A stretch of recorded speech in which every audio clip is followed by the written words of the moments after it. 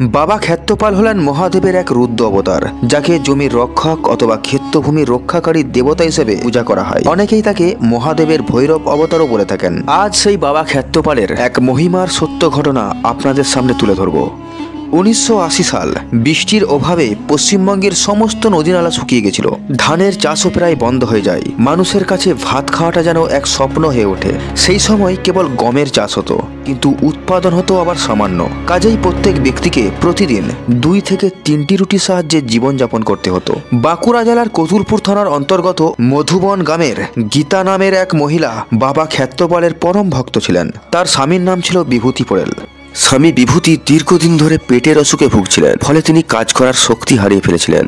তাই গীতা দেবীকে অন্যের বাড়িতে চাকরানির কাজ করতে হতো। সেখানে বাসন মাজা, কাপড় কাচা, কুয়ো থেকে জল তুলে আনা ইত্যাদি নানান রকমের কাজ তাকে করতে হতো।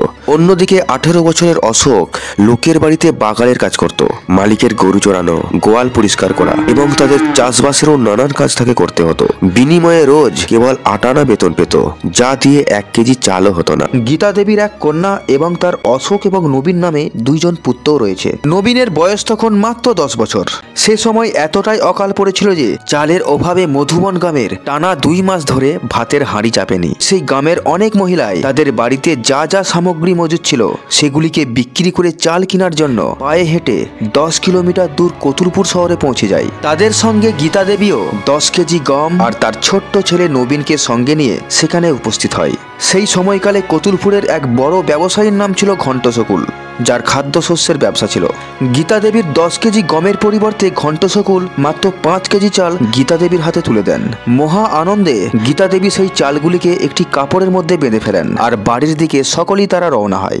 সেখান থেকে ফেরার পথে ছোট্ট নবীন বলে ওঠে, মা মা, আসার সময় তোমার অনেক কষ্ট হয়েছে, এখন এটা আমাকে দাও, আমিও কিছুটা নিয়ে যাই। সন্তানের আবদারে গীতা দেবী চালের পুডলিটা নবীনের মাথায় তুলে দেন আর পুনরায় তারা পথ চলতে শুরু করেন।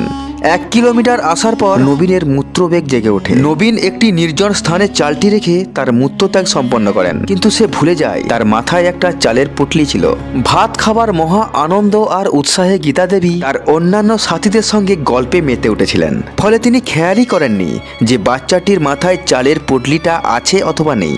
প্রায় 7 কিলোমিটার পথ আসার পর মুখর মোড়ে তারা সকলেই একটি গাছের ছায়ায় বিশ্রাম নেয়। সেখানেই গীতা দেবীর টনক নড়ে চড়ে বসে। গীতা দেবী নবীনকে জিজ্ঞেস করেন, হ্যাঁ রে বাপি, তোর মাথায় যে চালের পুটলিটা ছিল সেটা কোথায়? মায়ের মুখে প্রশ্ন শুনেই নবীনের চোখ ছলছল করে ওঠে। গীতা দেবী আবার জিজ্ঞেস করেন।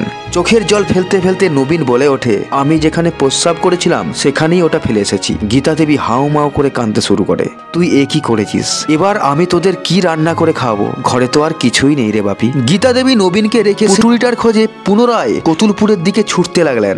সেই পথের পরবর্তী গ্রাম ছিল কারকবেরিয়া, যেখানে বাবা ক্ষেত্রপালের একটি পুরনো মন্দির ছিল।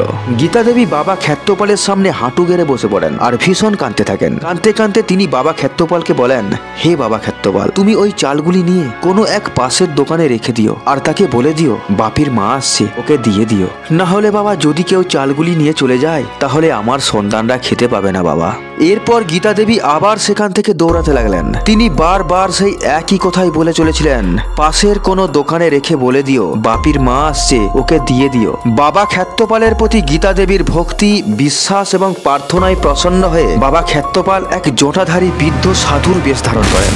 জটাধারী বাবা সেই চালের পুটুলিটাকে পাশের একটি দোকানে নিয়ে যান এবং দোকানের মালিককে বলেন, বাপির মা আসছে, এই চালগুলি তাকে দিয়ে দিও, আমি চললাম, আমার অনেক কাজ রয়েছে। একথা বলেই জটাধারী বাবা কিছুটা দূর গিয়েই অদৃশ্য হয়ে যান। অন্যদিকে গীতা দেবী ঝড়ের মতো তীব্র গতিতে ছুটে চলেছেন। কয়েকজন রাখাল ছেলে গরু চড়াচ্ছিল। তারা গীতা দেবীর ভয়ঙ্কর রূপ দেখে আশ্চর্য হয়ে যায়। তারা বলতে থাকে, আরে দেখ দেখ, ওই মহিলাকে যেন এক অলৌকিক ঝড় উড়িয়ে নিয়ে যাচ্ছে।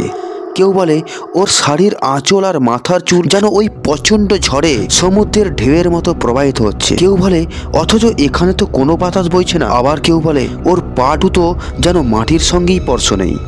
গীতা দেবী রাখাল ছেলেগুলির সমস্ত কথা শুনতে পাচ্ছিলেন, কিন্তু সে সময় তার হৃদয়ে কেবল একটাই প্রার্থনা চলছিল, হে বাবা ক্ষেত্রপাল, পুটুলিটা কোনো এক দোকানে রেখে দিও আর তাকে বলো বাপির মা আসছে, যেন তাকে দিয়ে দিও।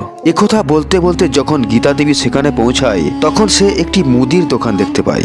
বাবা ক্ষেত্রপালের প্রতি গীতা দেবীর এমন তীব্র বিশ্বাস জেগে উঠেছিল যে তিনি সরাসরি সেই দোকানের মালিককে প্রশ্ন করে বসেন, এখানে কি কোনো ব্যক্তি 5 কেজি চালের পুটুলি রেখে গেছেন? দোকানের মালিক উত্তর দেন, হ্যাঁ, এখানে একজন জটাধারী সাধু বাবা এসেছিলেন, যাকে এই এলাকায় কখনো দেখা যায়নি। তার হাতে একটি লাঠি ছিল আর পরনে ছিল সাদা পোশাক। তার মাথার সমস্ত চুল পাকা ছিল আর তার মুখমণ্ডলে এক দিব্য তেজ বিরাজ করছিল। তিনি এই পুটুলিটা আমার দোকানে রেখে গেছেন আর তিনি বলে গেছেন, বাপির মা আসছে, এই চালগুলি তার হাতে তুলে দিও। এরপর তিনি যেন কোথায় চলে গেলেন আর দেখাই পাওয়া গেল না। আচ্ছা, আপনি কি সেই বাপির মা? গীতা দেবী হাউমাউ করে কেঁদে উঠলেন, হ্যাঁ, আমি সেই বাপির মা। এরপর গীতা দেবী দোকানের মালিক এবং সেখানে উপস্থিত থাকা ব্যক্তিদের সামনে সমস্ত বৃত্তান্ত খুলে বলেন। মুদিখানার মালিক চোখের জল ফেলতে ফেলতে বাবা ক্ষেত্রপালকে কোটি কোটি প্রণাম জানালেন। এরপর বাবার নির্দেশ অনুসার চালের পুটুলিটা গীতা দেবীর হাতে তুলে দেন। গীতা দেবী চালের পুটুলিটা নিয়ে সেখান থেকে ফেরার পথে পুনরায় সেই মন্দিরে উপস্থিত হলেন আর সেখানেই কাঁদতে কাঁদতে বাবাকে বললেন, তুমি আমার জন্য এত কিছু করলে, তবুও একবার দর্শন দিলে না বাবা।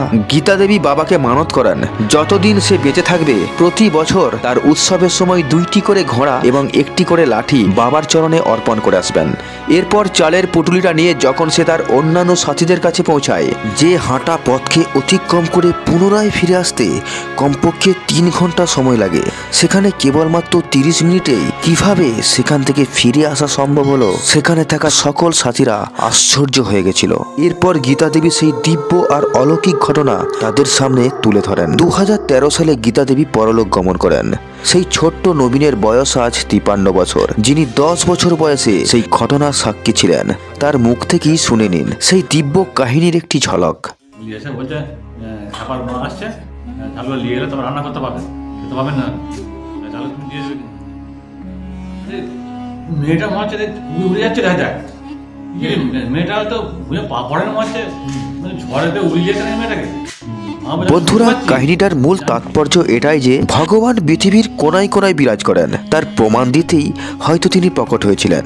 তাকে শুধু বিশ্বাস করুন, প্রেমপূর্বক, ভক্তিপূর্বক। তিনি না এসে থাকতেই পারবেন না। প্রতি বছর মকর সংক্রান্তির সময় এই কারকবেরিয়া গ্রামে 2 দিন ব্যাপী বাবা ক্ষেত্রপালের পূজা অনুষ্ঠিত হয়। এই সময় পার্শ্ববর্তী গ্রামের হাজার হাজার মানুষ সেখানে ভিড় করেন।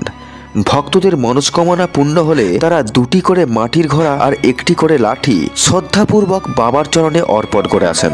সেই সঙ্গে সেখানে হরিনামের নাম সংকীর্তনও চলেন। বন্ধুরা, আপনি যদি এই পার্শ্ববর্তী এলাকার মানুষ হয়ে থাকেন অথবা আপনি যদি বাবা ক্ষেত্রপালের ভক্ত হয়ে থাকেন, তাহলে অবশ্যই ভিডিওটিকে শেয়ার করে বাবা ক্ষেত্রপালের মহিমার কথা অন্যদের জানান। বাবা অবশ্যই আপনাদেরকেও কৃপা করবেন। নমস্কার বন্ধুরা, আমি অরুণ পোড়েল আর আপনারা দেখছেন দেবভূমি ভারতবর্ষ। দেবভূমি ভারতবর্ষের বিভিন্ন রোমাঞ্চকর এবং রহস্যময় কাহিনী শুনতে আমাদের চ্যানেলটিকে সাবস্ক্রাইব করুন।